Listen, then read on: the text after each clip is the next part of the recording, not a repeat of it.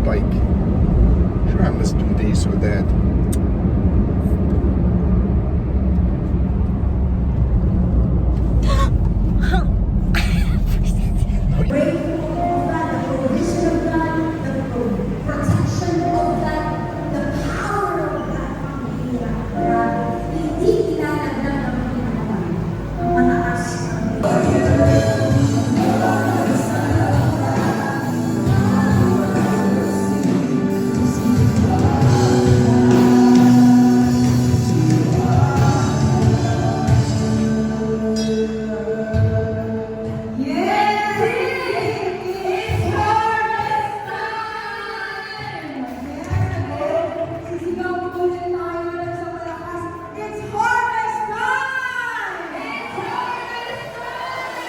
Okay? And then verse 8, but sharing suffering for the gospel by the power of God. Ano kaya ibig sabihin nito?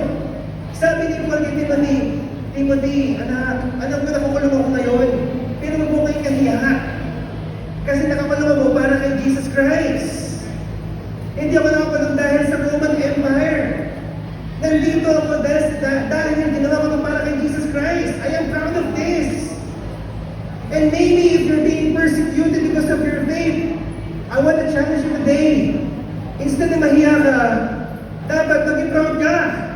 Because you're glorifying God. Are you here? Kahit parang feeling na naman, nakapersecuted na ako. Huwag may kahiya yun.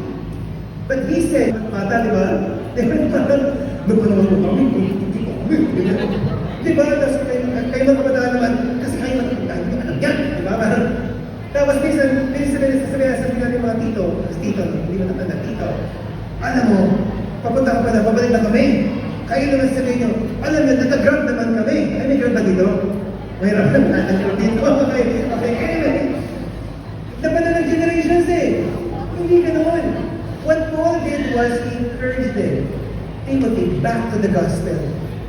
That we're saved through the gospel. How many of you here agrees with me, theologically speaking, that we were saved by the gospel and because of that, we are already righteous in God's eyes? Raise your hands. Yung katabi mo, because that person is saved, banal na yan. Whether you believe it or not. Look at that person. Mukha bang banal? Mukha bang binago ng Diyos sa katabi mo? Mukha bang binago ng Diyos sa katabi mo?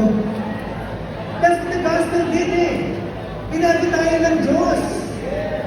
We were saved from sin. Kasi pag nagpapa, hindi ko pa kaya eh. Nangihina pa ako eh. This verse is telling us, kahit ubus ka na, magbigay ka pa din. Mag-encourage ka pa din. When you try doing that, alam ko, nangihina ka na ako, nangihina rin. You know, the Bible says that ganyan.